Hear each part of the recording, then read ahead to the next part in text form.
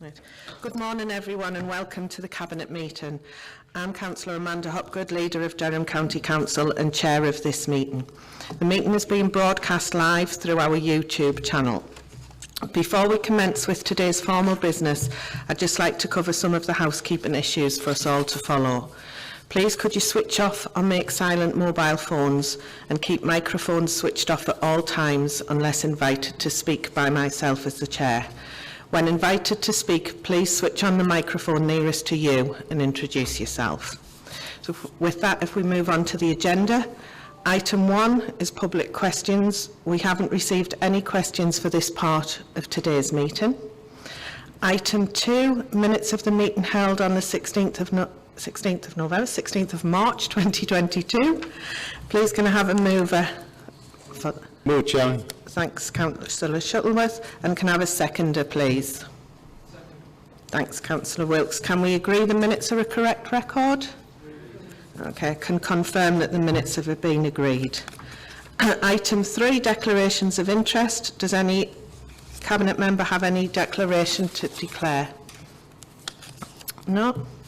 No declarations of interest. So if we move on to item 4, which is the proposal to close the Sunnydale site of Greenfield Community College on the 31st of August 2022 and rebuild the Newton Aycliffe site. If I can ask Jim Murray, Head of Education and Skills, to present the report, please. Okay. Thanks, Chair. This report seeks to gain Cabinet approval to close the Sunnydale site of Greenfield Community College on the 31st of August 2022 and rebuild the Newton Aycliffe site in a building for a capacity of 800 pupils suitable for 21st century education. It follows the Cabinet decision on the 13th of October 2021 to go through a full consultation procedure around the closure. This process follows the DfE guidelines on making significant changes to maintain schools, which is October 2018 guidance. It states that Cabinet, as the decision maker, needs to be satisfied that appropriate, fair and open consultation has been carried out and that full consideration is given to all of the responses received. The report again restates the background relating to the long-standing challenges to the quality of education provision in the area and the difficulty for the school of operating an effective, broad and balanced curriculum across 2 sites. The fall in pupil numbers over time has been significant and the poor conditions across both sites, but particularly on the Sunnydale site, require significant investment. The consultation process is detailed in paragraphs 20 to 24 and included meetings with local members, school staff, governors and the Trust Board, alongside 2 live meetings via Microsoft Teams for any member of the public to ask questions. These took place alongside the normal formal response process, allowing the public to express opinions online or via written return. The public engaged strongly in the process with 1,127 responses received, 59% supporting the proposal, 32.5% against, 8.5% neither supported nor disagreed. Those against the proposal do so on the basis of the need for Shildon to have its own secondary school. Those supporting the proposal cite new opportunities to enrich the curriculum and provide a 21st century education experience for all children in nearby communities. After considering all of the consultation responses received, the Corporate Director for Children and Young People Services agreed to publish proposals to close the Sunnydale site of Greenfield Community College on the 31st of August 2022, and a statutory notice was published on the 20th of January 2022. This is a statutory 4-week representation period during which comments can be made, whether they are objections or expressions of support. 14 responses were received, 12 supporting the proposal and 2 objecting, with similar points identified in the public consultation. Once the representation period closed, a decision must be made by Cabinet within 2 months, the final date of this being the 17th of April 2022. As part of the statutory process of consultation for a school site closure, there are a range of factors that must be considered by Cabinet as the decision maker, and these are included in paragraphs 32 to 46 of this report. Cabinet needs to be satisfied that the appropriate, fair and open local consultation and representation period have been carried out, and that the proposer, in this case the local authority, has given full consideration to all of the responses received. Where proposals appear to be related to other proposals, the decision maker must consider these together. The proposal to close the Sunnydale site and rebuild the Newton Aycliffe site are related, therefore must be considered together. Since the October Cabinet report and the end of the consultation process, pupil numbers and first choice applications for September 2022 have further reduced, with additional financial pressures on the effective running of the school. To further support governors and school leaders in addressing these issues of significant concern, Cabinet is recommended in paragraph 11 of the report to agree to close the Sunnydale site of Greenfield Community College on the 31st of August 2022 and to rebuild the Newton Aycliffe site. Thanks, Jim. A question has been received from a member of the public that related to both this item and item 8. However, that person can't be present, so a written response will be made after the meeting. Can I now invite Councillor Paul Sexton, Cabinet Portfolio Holder for Adult and Health Services, to speak to the report, please? Thank you, Chair. I'm pleased to propose this report, which asks Cabinet to agree to close the Sunnydale site of Greenfield Community College on the 31st of August 2022 and rebuild the Newton Aycliffe site. I appreciate that school reorganisation, particularly school closures, are very difficult matters on which to gain agreement. However, the report makes a compelling case for the closure of the Sunnydale site and the rebuild of Newton Aycliffe site. The decline of Sunnydale site has taken place over many years now, and parents and carers have looked to other schools in search of a better learning environment for the children. Chair. Frog and throat. The school role has more than halved in this time. The Council must address concerns around educational standards, an unsustainable budget projection, and the steady decline of pupil numbers, particularly those attending Sunnydale site. Addressing the significant capital issues on both sites is essential to preserve education provision for the communities moving forward, and the breadth of curriculums suitable for 21st century learning. In recent Ofsteds, inspectors expressed their clear view that the delivery of the curriculum across a split site was one of the factors delaying improvement in educational standards.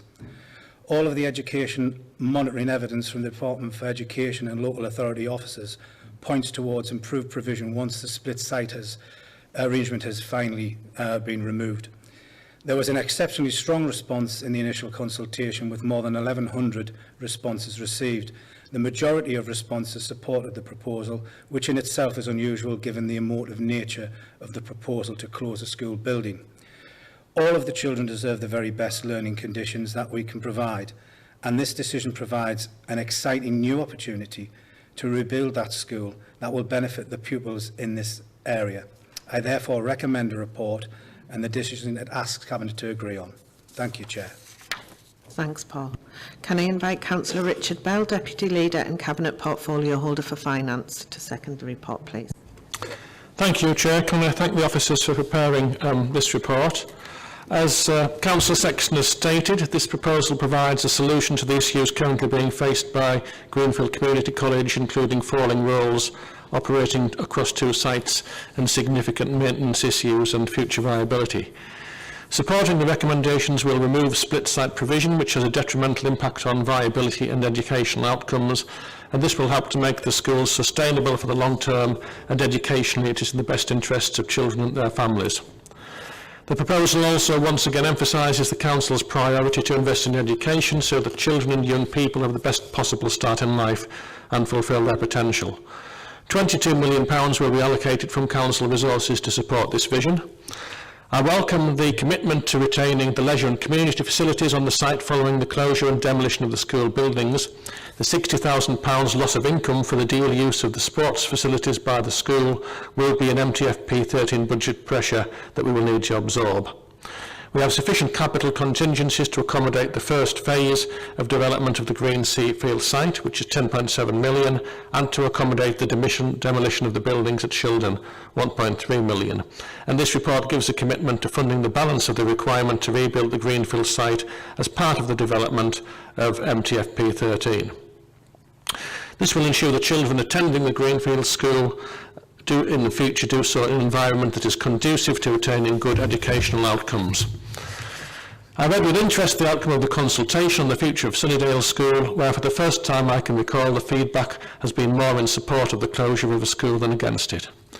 The consolidation at the nearby Greenfield site and rebuilt there clearly makes sense.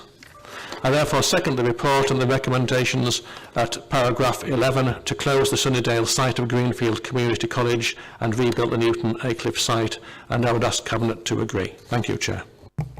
Thanks, Richard. Is there anyone else from Cabinet wishes to speak? Okay, can we agree the report and its recommendations? Okay, I can confirm that the recommendations are agreed. Item 5, declaration of an ecological emergency. If I can ask Alan Patrickson, Corporate Director of Neighbourhoods and Climate Change, to present the report, please.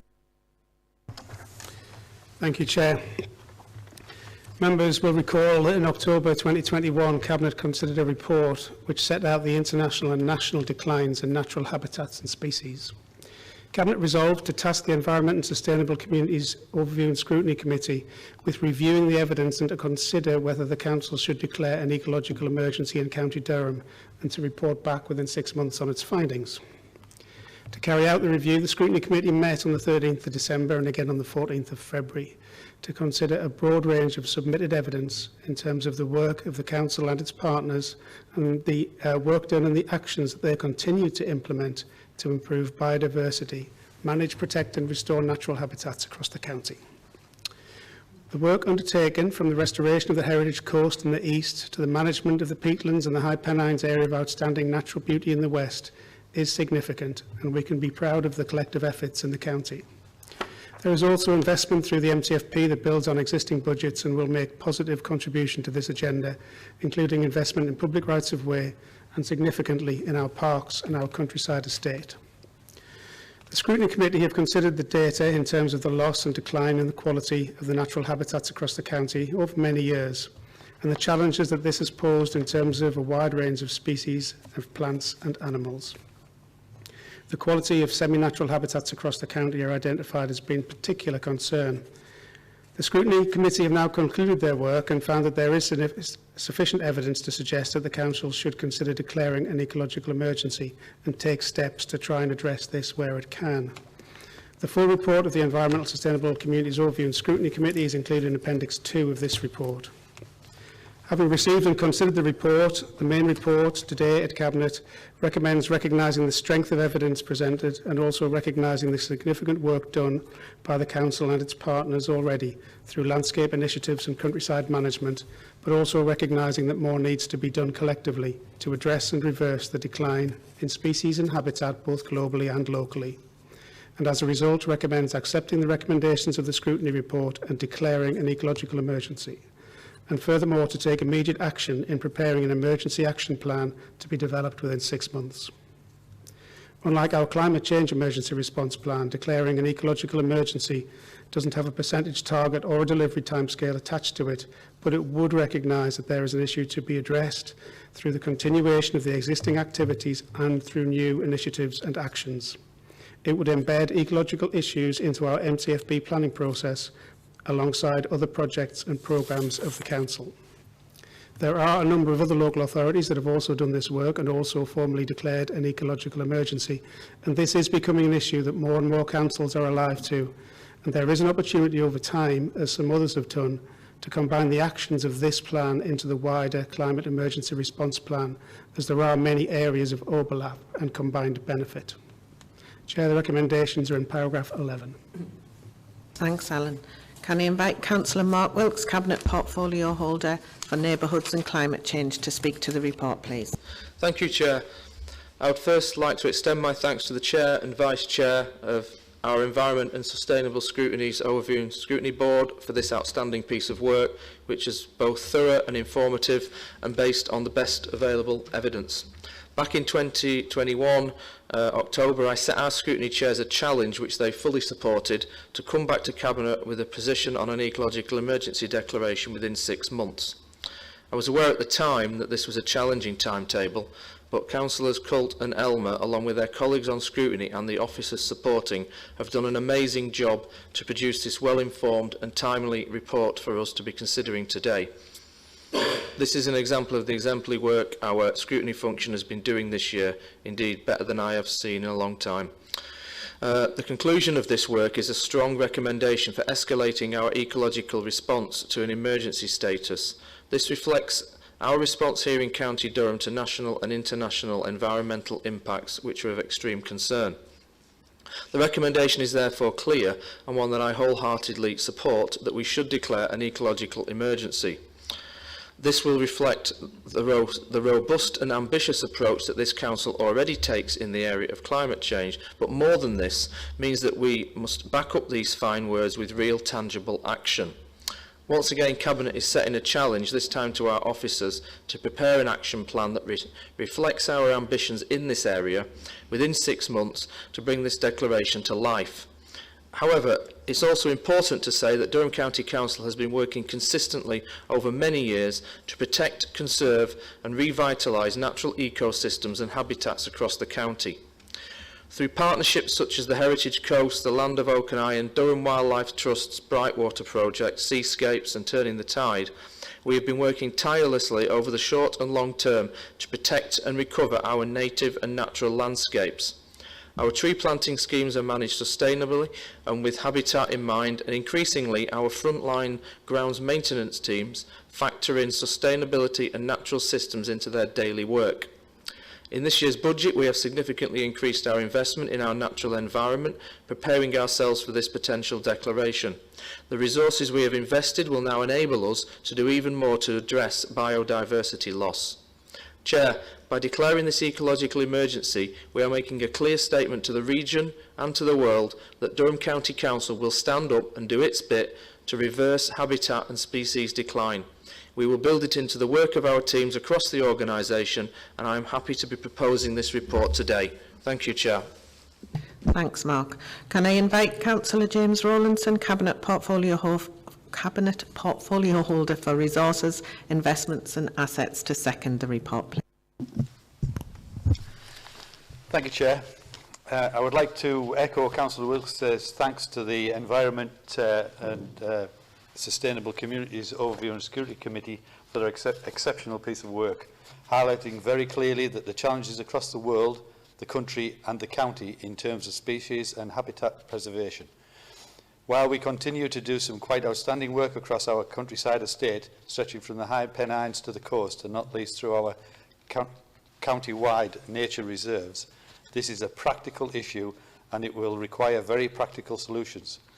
We are in a strong position to build on our ongoing work, not only to preserve and protect, but also to grow. The provision we have already made through the budgeting process this year stands us in good stead, making provision for additional resources to be put into this task.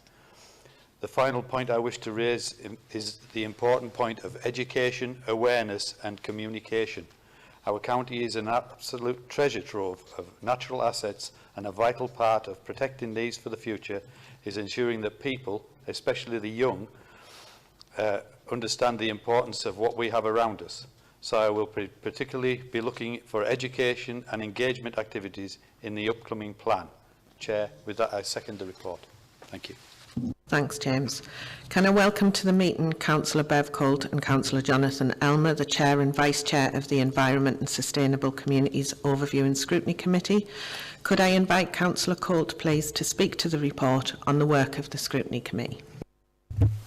Thank you, Chair. Thank you for the opportunity to address Cabinet this morning. As Chair of the Environment and Sustainable Communities Overview and Scrutiny OSC, I have the pleasure in presenting to Cabinet the Scrutiny Review Report regarding the consideration of an ecological emergency. You will recall that in October, Cabinet requested that Overview and Scrutiny undertake a review and report back to Cabinet within 6 months, having considered the evidence in relation to biodiversity decline and make a recommendation in relation to declaration of an ecological emergency. It was determined by the Environment and Sustainable Communities Overview and Scrutiny Committee that 2 special meetings of the committee would be held, during which members of the committee would receive evidence from the Neighbourhoods and Climate Change Service Grouping and from partners of biodiversity decline at an international, national, regional and local level.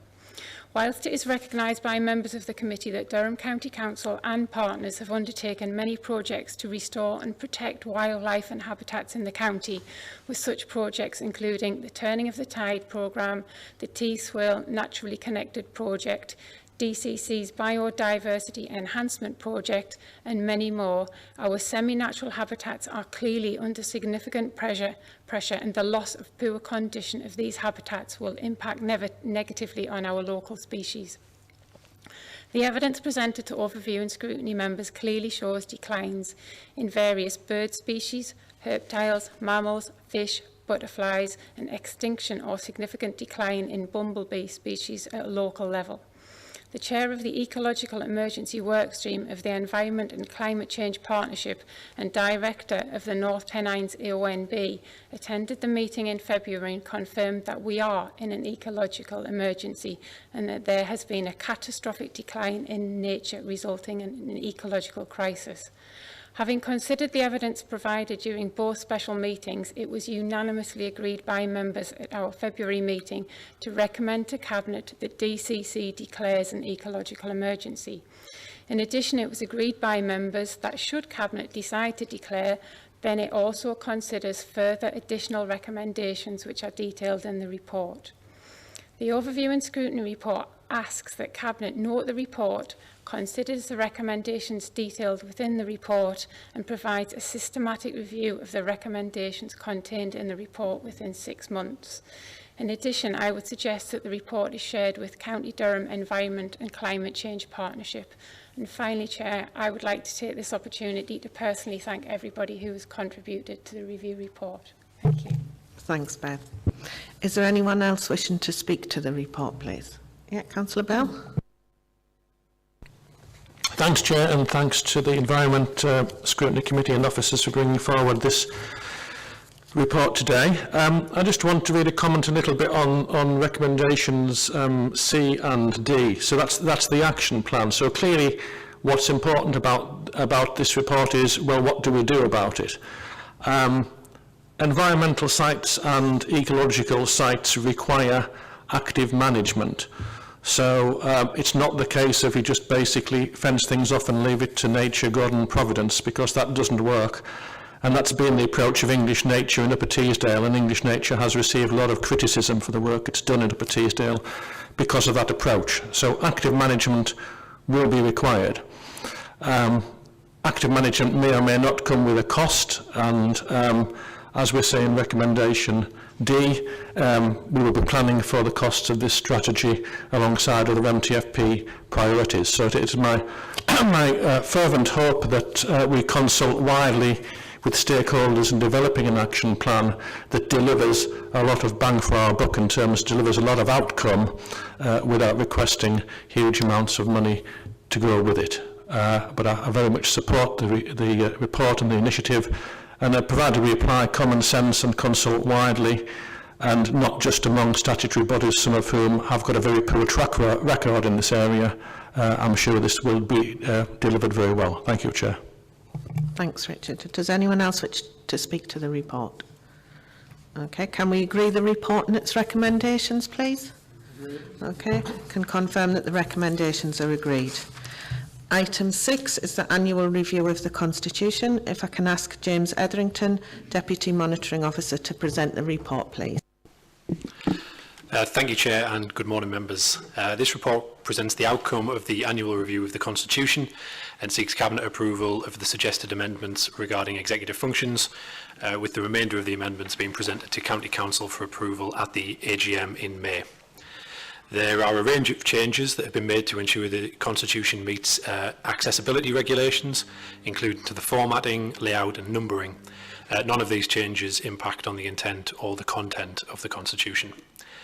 The significant proposed changes are detailed in the report and relate primarily to the Constitution and nominations and membership of the area planning committees, where it's proposed that Council changes its arrangements so that members are appointed to area planning committees based on their political affiliation in accordance with the political balance rules only, rather than an additional criterion relating to whether they are a local or county member or by virtue of the area that they represent.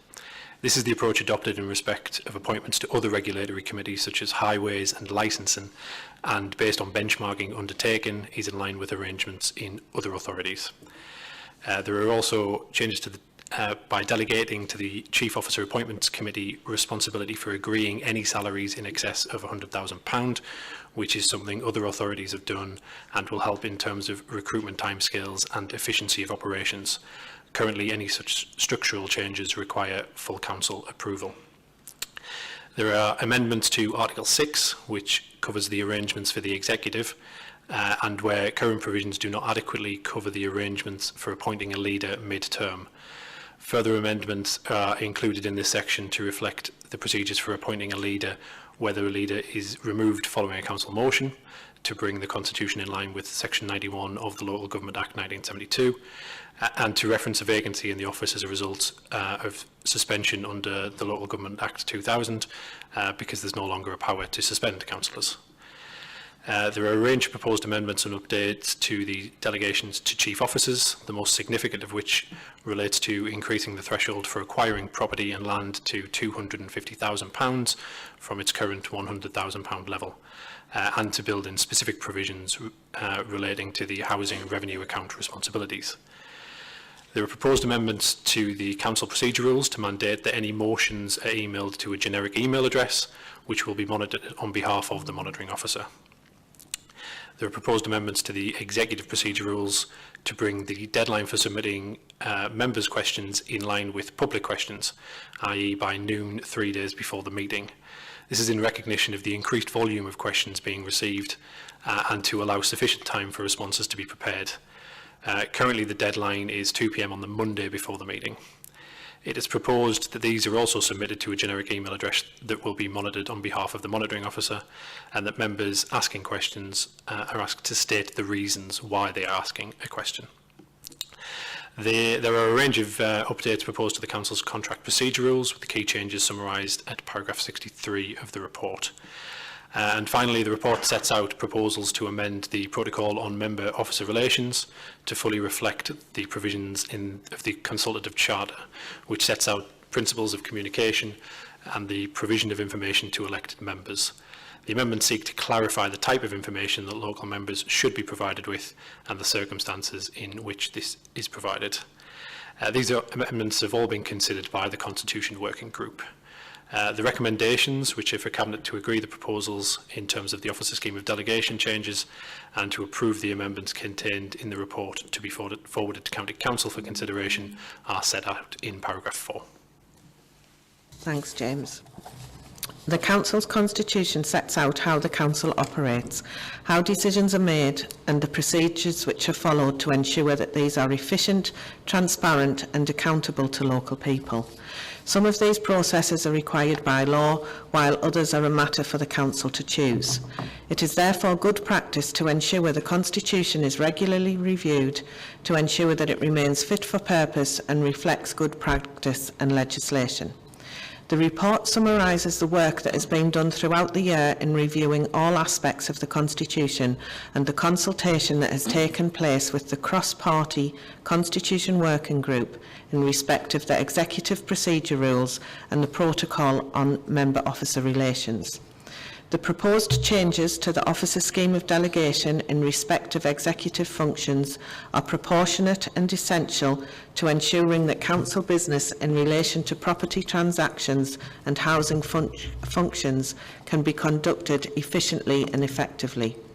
I am pleased to move the recommendations at paragraph 4 in the report that Cabinet approves the delegation of executive powers and proposed amendments to the officer scheme of delegation as set out in the report, and recommend that Council agree to the proposed revisions to the Constitution at its meeting on the 25th of May 2022.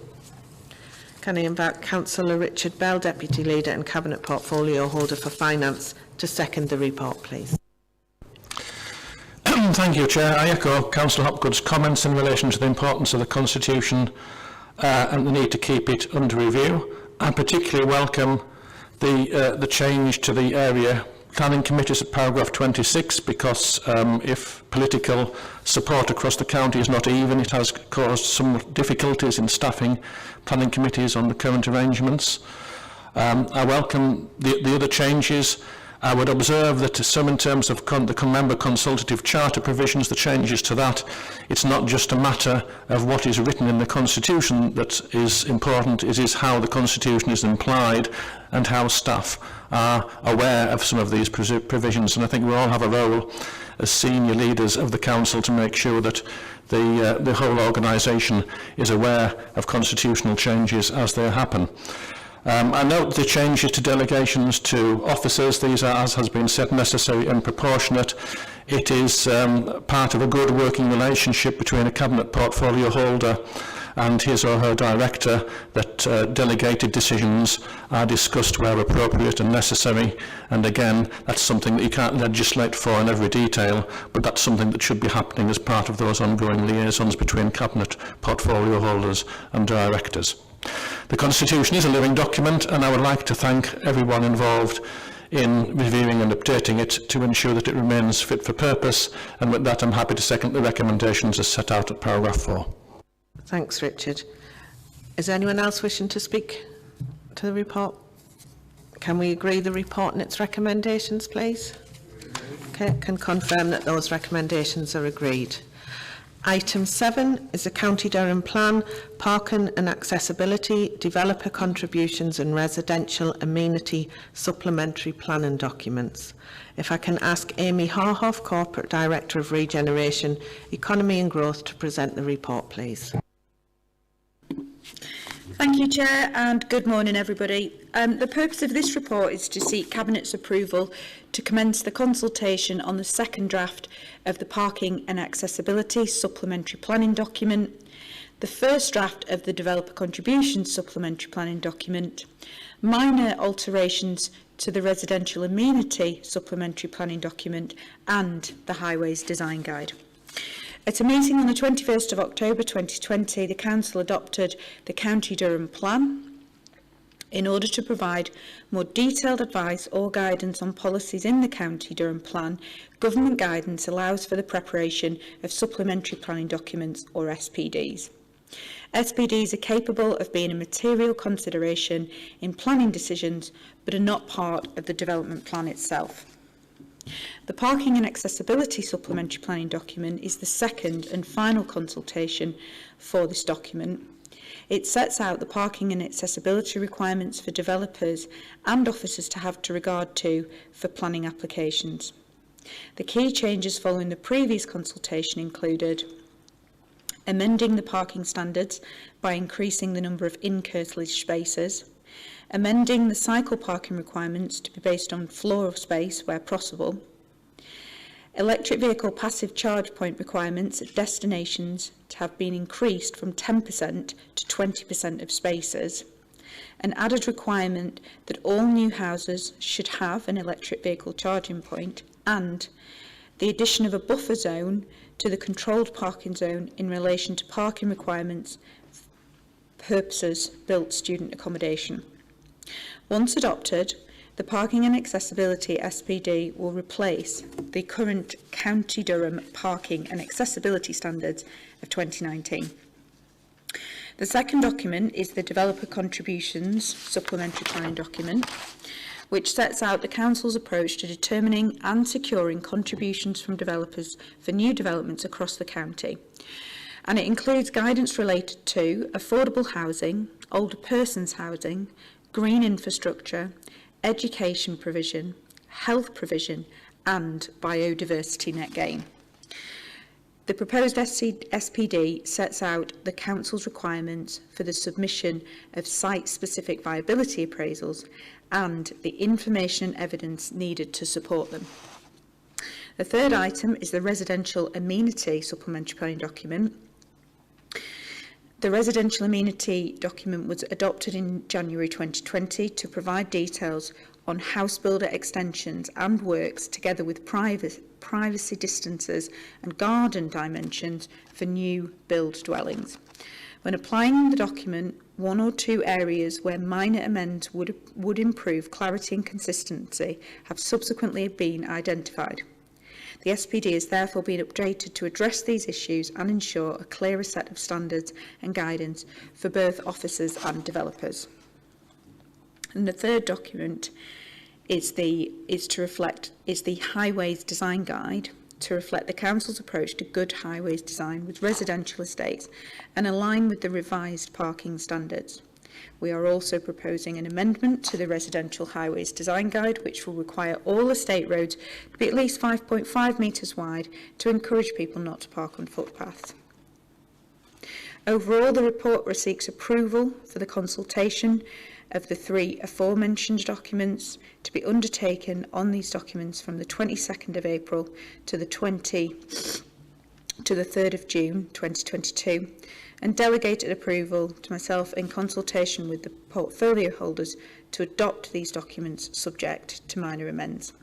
Chair, the full recommendations are set out in paragraph 4 of this report. Thank you, Amy. Can I invite Councillor Elizabeth Scott, Cabinet Portfolio Holder for Economy and Partnerships, to speak to the report, please? Thank you, Chair. Members will recall that the County Durham Plan was adopted in October 2020. However, that was not the end of the story, and we are now bringing forward a number of documents over the next few years which will supplement its content. The Parking and Accessibility SPD sets out guidance which will ensure new developments balance the needs of cyclists, pedestrians and motorists, and by requiring charge points for electric vehicles on all new houses reflects the Council's determination to address causes of the climate emergency. The Developer Contributions SPD will also ensure that new developers provide the financial contributions that are needed to offset the impact of new development on our infrastructure. As a Council, we always emphasise the importance of consultation, and therefore we will be seeking and welcoming views on these documents to inform their final content. I therefore propose the recommendations in the report. Thanks, Elizabeth. Can I invite Councillor James Rowlandson, Cabinet Portfolio Holder for Resources, Investments and Assets, to second the report, please? Thank you, Chair. These documents being considered today give additional detail and clarity on what is required for new development to be acceptable, providing certainty to developers and reassurance for residents. I therefore second the proposal to agree these documents for consultation. Thank you, Chair. Thanks, James. Is anyone else wishing to speak? Yeah, Councillor Wilkes. Thanks, Chair. These are quite extensive documents and some might see them as a bit dry, but it is critical that the public responds to these proposed updates and in many cases improvements for the future of planning in our county. I think it's particularly apt today that when we've just declared an ecological emergency, that we're updating the need for biodiversity net gain in development in line with national guidelines. And I would reiterate what my colleagues are saying, that we really request that residents get involved in these SPD consultations. It's really important that people respond. Thanks, Chair. Thanks, Mark. Anyone else wish to speak on this report?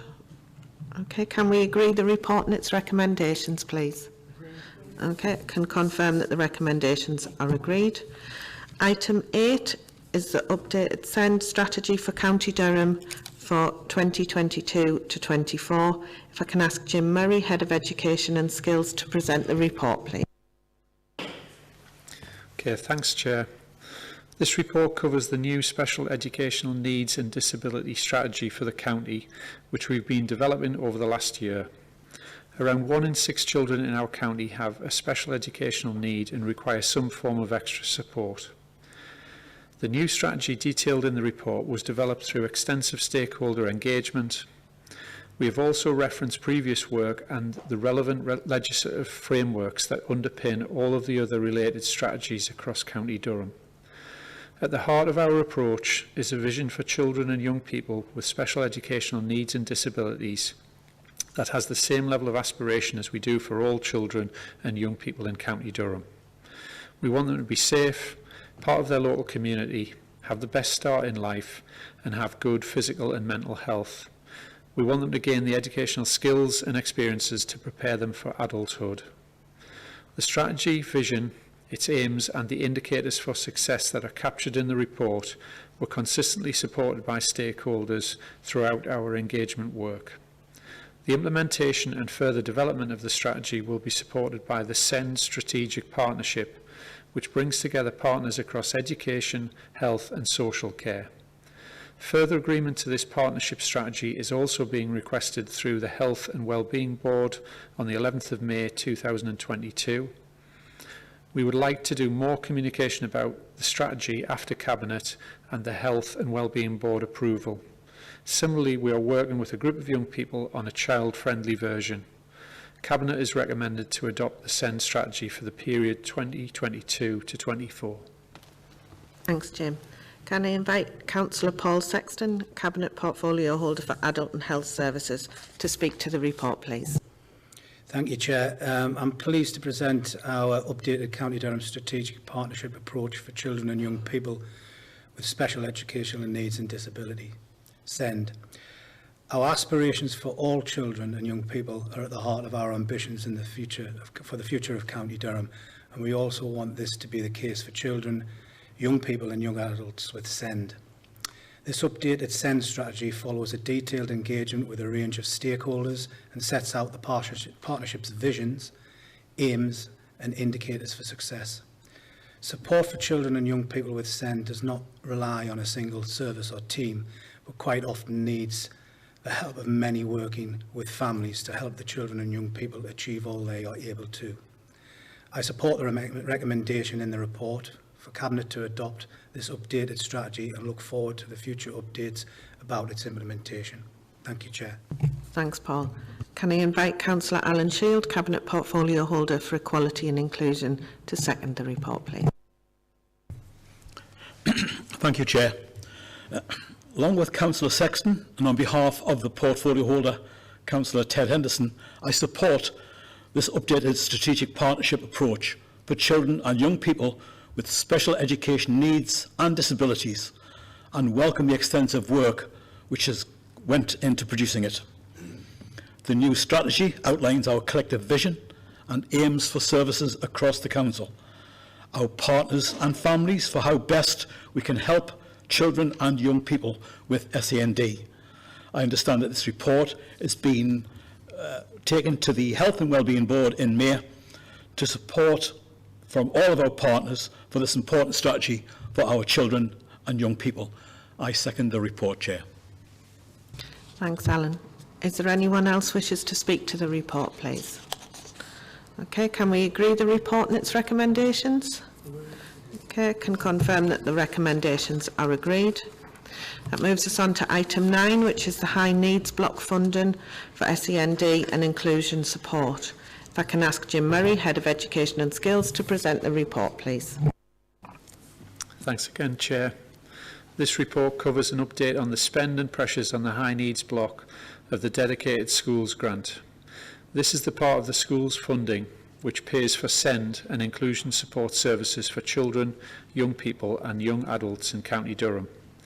The report covers the latest forecast financial outturn position, along with the 5-year financial plan and project updates. In recent years in Durham and other local authorities, there have been insufficient resources to support children and young people with SEND and inclusion needs. This is due to a number of factors, including the increased demand for services and the increasing complexity of additional needs in our children and young people. At the end of 2019-20 financial year, Spending on SEND and inclusion needs exceeded the High Needs Block grant by 8.6 million, and the cumulative deficit on this reserve stood at 5.7 million. Following an increase in the 2019-20 High Needs Block allocation and continued work on a new sustainability programme, expenditure from the grant was overspent by 2.3 million at the end of the 2021 financial year. This raised the cumulative deficit on the High Needs Block DSG to 8 million. The latest Q3 forecast for 21-22 has predicted a 1.7 million overspend on the High Needs Block budget and a cumulative deficit of 9.7 million at the end of this financial year. Although expenditure has continued to exceed the grant, this is an improved position compared to recent years when overspends were substantially higher. Through our 5-year financial plan and a programme of work previously supported by Cabinet, we are seeking to recover the deficit that is accumulated in the High Needs Block. This is also being supported by increases to government funding. This work is steered through the SEND and Inclusion Resources Board, which meets monthly, and the report provides an update on the progress being made on each of the strands of the agreed programme of work. It's proposed that the board continue to oversee the implementation of the work programme to deliver the proposed changes, monitor the 5-year financial plan and the ongoing COVID impact and the disruption and delayed learning many children and young people have experienced. During 22-23, it's planned to review the overall programme linked with the updated County Durham SEND strategy and the National Review of SEND, which was published last Tuesday. The 4 recommendations for Cabinet are detailed in paragraph 14. Thanks, Jim. Can I invite Councillor John Shuttleworth, Cabinet Portfolio Holder for Rural Communities and Highways, to speak to the report, please? Thanks, Chairman. Cabinet last considered the position with our High Needs Block funding in April 2021, just after our schools reopened last March.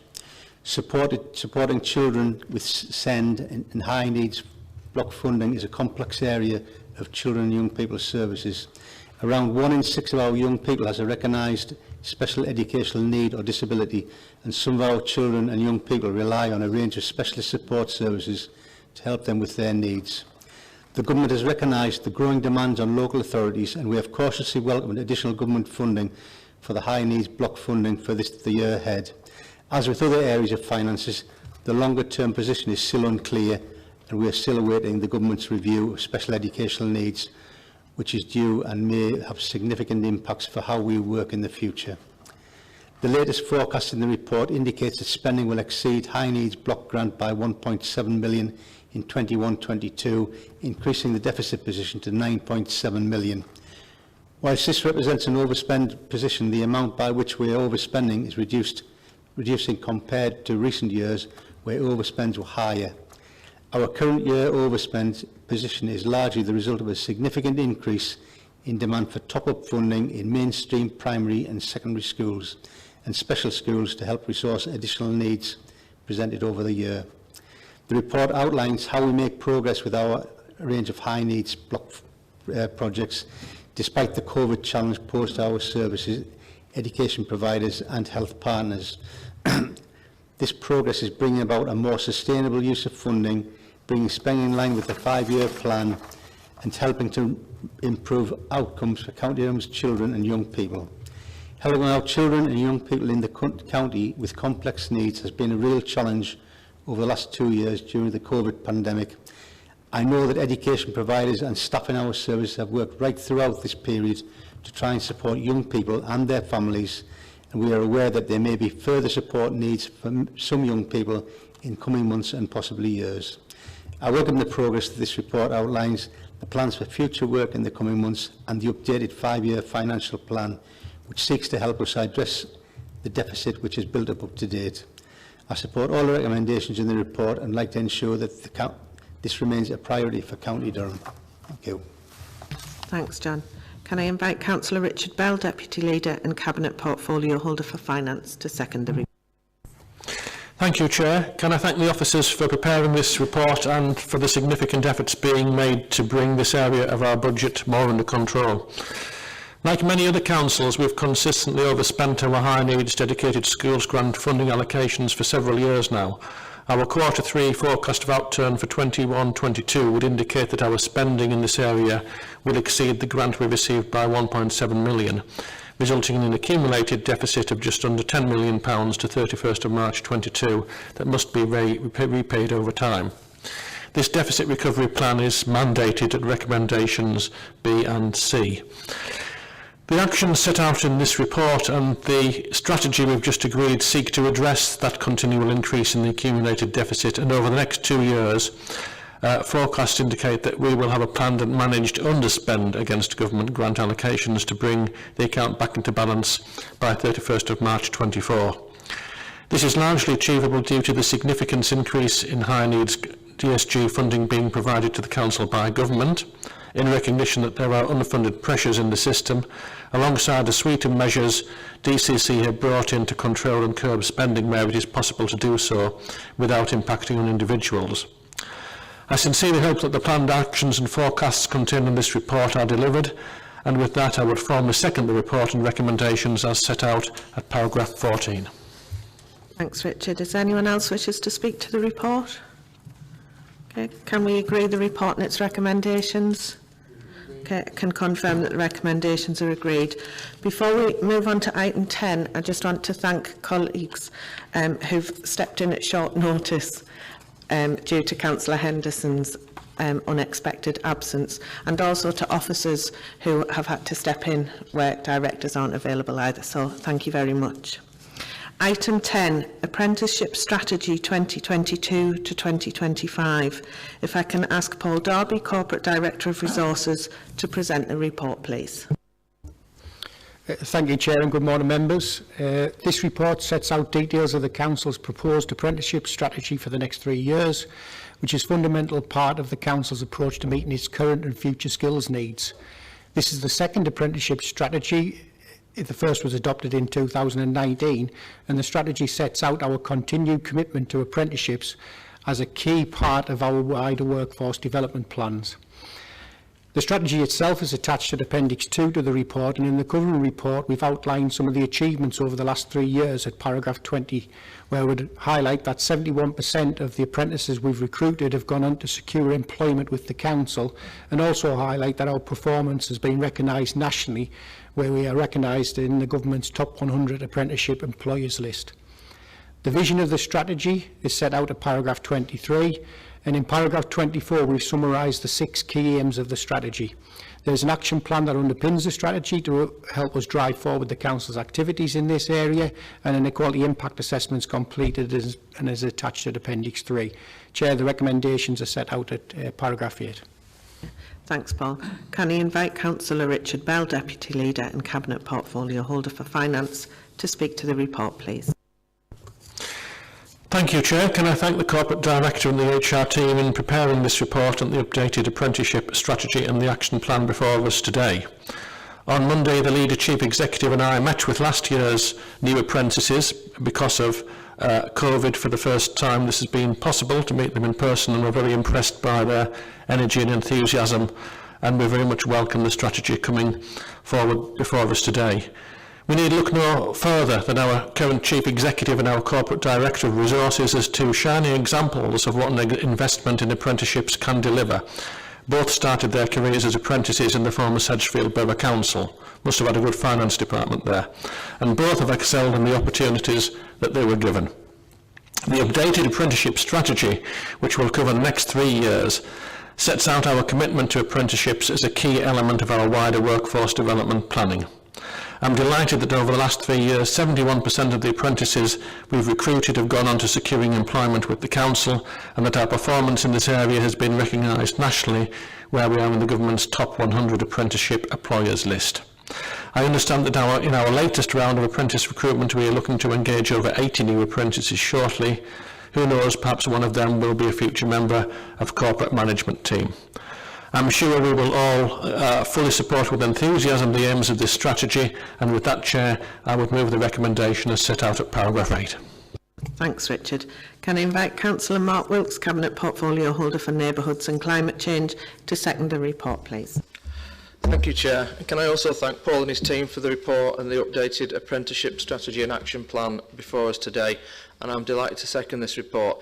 There can be no finer example, as Richard said, of what's possible with the right opportunities and with a lot of hard work than that of John and Paul. I'm pretty sure that Durham Council is now way ahead of even Sedgefield in its finances, thanks to our finance team. We can all be proud that so many people have secured employment over the last 3 years through these schemes, and I hope and believe the programme can continue to grow from strength to strength. No organisation can be truly representative of society or forward-thinking without a significant number of young people being part of it. As a council going forwards, I'm certain that we'll be successful in making sure that more and more young people join the council and see their careers progress through the organisation. And with that, I formally second the report, Chair. Thanks, Mark. Does anyone else wish to speak to the report? Right. Before we agree, I'd just like to add my support for this, having met lots of apprentices throughout the last year and then on Monday with Richard and John. This really is the right thing to be doing. It shows ambition and it shows what we want for the young people of County Durham. And I think this is something that we should wholeheartedly agree. So on that, can we agree the recommendations, please? Agreed. Okay. Can confirm that the recommendations are agreed. Item 11, Poverty Strategy and Action Plan. If I can ask Paul Darby, Corporate Director of Resources, to present the report, please. Yes, thank you, Chair. This report builds on the Poverty Update report that was considered by Cabinet in December of last year, which set out details of the Council's response to supporting those in crisis and the activities to address the impacts of poverty across County Durham. Members will recall that in considering that report in December, Cabinet asked for a Poverty Strategy and Action Plan to be updated and brought back to Cabinet for consideration. This report sets out that updated Poverty Strategy and Action Plan for Cabinet consideration. The updated Strategy and Action Plan, which is attached to Appendix 2, is being developed by the Council's Poverty Action Steering Group through a series of workshops bringing together officers from across the Council, along with some conversations and engagement of key stakeholders such as the Cities Advice Bureau and the Advice in County Durham Partnership Board. Paragraph 43 sets out the mission statement for the Poverty Strategy and Action Plan, and in paragraph 44 we set out the 4 objectives under which the proposed actions have been framed. Whilst the actions over the last 2 years have been dominated by the pandemic response, the updated Poverty Strategy and Action Plan not only seeks to focus on maintaining support and ensuring there's effective safety nets and crisis responses in place, but also focuses on the routes out of poverty. Instead of just adopting the updated Poverty Strategy and Action Plan that's attached to the report, the Poverty Action Steering Group have suggested to Cabinet that we undertake a series of further consultations and engagement events with partners and stakeholders. The suggested consultation timeline is set out at paragraph 54, and the consultation will be overseen by the Poverty Action Steering Group, with an updated and finalised Poverty Strategy and Action Plan being brought back to Cabinet later on this year for formal sign-off. In the meantime, the Poverty Action Steering Group will continue to deliver the actions set out in the draft plan and ensure that the Council and its partners work together to respond to and combat the impacts of poverty. Chair, the recommendations are set out at paragraph 12. Thanks, Paul. Councillor Surtees has submitted questions on this item. However, as she is not present, a written response will be made after the meeting. Can I invite Councillor Alan Shield, Cabinet Portfolio Holder for Equality and Inclusion, to speak to the report, please? Thank you, Chair. Can I express my sincere thanks to Paul and his team for bringing this report forward, and to acknowledge the work of the Poverty Action Steering Group in helping to shape this strategy and the action plan attached to this report. Poverty is a complex issue. It manifests itself in many ways, and its causes and impacts are multifaceted. It blights and holds back many of our communities right across the county. Our response to tackling this equally complex and multifaceted, but ultimately the route out of poverty, lies in access to more and better paid jobs, which is why our economic strategy and the provision of education, skills and training opportunities are so vitally important, as is a digital connectivity in the modern world, plus a connected transport infrastructure. If we are to achieve what we aspire as a council, our challenge is to raise aspirations and provide opportunities for all, and we must work in partnership to achieve this, as we cannot do it alone. Whilst we must work hard to address these issues, we must also ensure that we have a strong safety net of support in place to support those financially vulnerable households, particularly those in crisis situations, especially at this time as households face significant increases in the cost of living, particularly energy costs, which have been magnified by the Ukrainian crisis. The updated Poverty Strategy and Action Plan attached to this report has a clear mission statement, which is to work together so fewer people will be affected by poverty and deprivation in the county. The proposed actions are focused on 4 strategic objectives, which are to use intelligence and specific data gathering to target support to low-income households, to strive to reduce the financial pressures on people facing or who are actually in poverty, to promote social inclusion and increase individual, household and community resilience to poverty, to reduce barriers, thereby allowing residents to access services for those experiencing financial insecurity. We can be proud of the various schemes that Durham County Council have in place to date for food and energy support, for the investment in local support schemes during the pandemic via our AAPs, for the support available to those in crisis through our welfare assistance scheme, the support provided by our council tax reduction scheme and the council tax hardship support schemes, and through various initiatives such as Holiday Activities Fun with Food programme and the ongoing development to the bread and butter thing, which is a cost-effective disposal of surplus foodstuffs. These schemes have helped thousands and thousands of the most disadvantaged and financially vulnerable households right across the county, and we will continue to provide that safety net. Also needs to be recognised and acknowledged that as part of the spring budget statement, the government, through the Department of Works and Pensions, are providing an additional amount of household support funding, and Durham's share of this allocation is some £4.676 million, which is ring-fenced.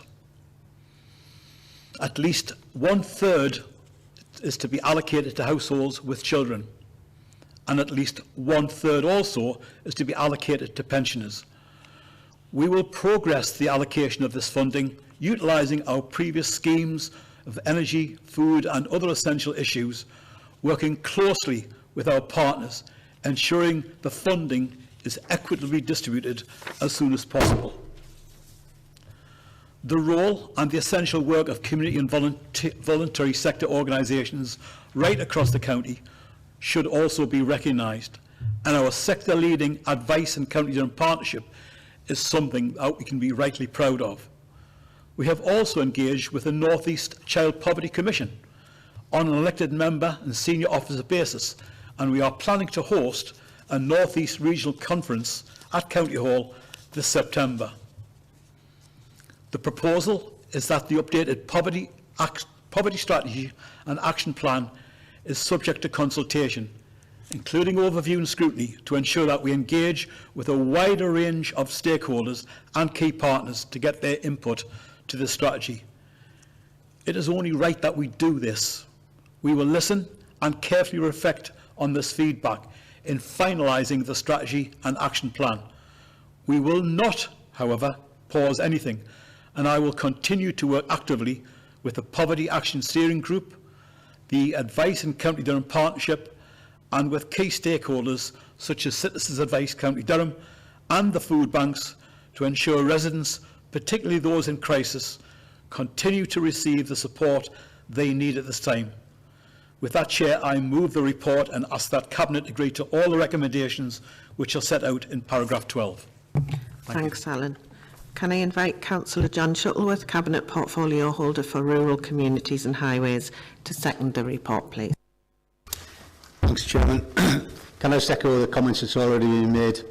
Poverty is a really complex issue. It causes and impacts, and the actions to try and address it are equally complex. We recognise that many households across the county are facing a cost of living crisis compounded by high inflation and particularly increased energy costs. And of course, national insurance goes up another 1.25% today. Whilst we can be proud that we have such a strong safety net of support in place to support financially vulnerable households, there's always more that can be done. However, to effectively tackle this agenda, we need to work with our partners to coordinate our efforts. It's only right that we consult on the updated poverty strategy and action plan attached to this report. I believe it focuses on the right things and strikes the right balance between ensuring we have crisis support in place, but also focuses on the long-term solutions and routes out of poverty. We will need to reflect on the feedback we receive and update the action plan accordingly, but we will implement the actions in this report now. Happy to second my recommendations, Chairman. Thank you. Thanks, John. Is there anyone else wishing to speak to the report? Okay, can we agree the report and its recommendations? Okay, can confirm that the recommendations are agreed. Item 12 is the North East Screen Industries Partnership. If I can ask Amy Horhoff, Corporate Director of Regeneration, Economy and Growth, to present the report, please. Thank you, Chair. In September 2021, the BBC and the 12 local authorities across the North East signed a Memorandum of Understanding that outlined a commitment to develop the screen industry sector across our region. The North East Screen Industries Partnership, or NESIP, was established to fulfil the commitments set out in the Memorandum of Understanding. The activity of the partnership will be primarily delivered through Regional Screen Agency, Northern Film and Media, and supported by the 12 local authorities. This report identifies the benefits that the partnership activity will bring to the creative industries in the region and in our county, and the additional impact plans for Durham's City of Culture bid, which includes ambitious screen and broadcast plans and proposals to support 2,500 jobs in creative industries.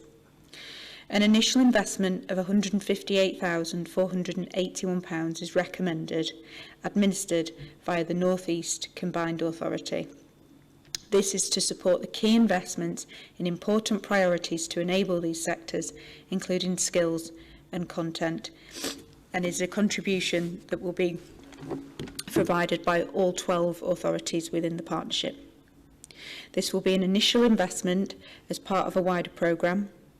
This is a partnership between the 12 authorities and screen industries, and it is important that County Durham plays its full part and sees considerable resulting investments and benefits.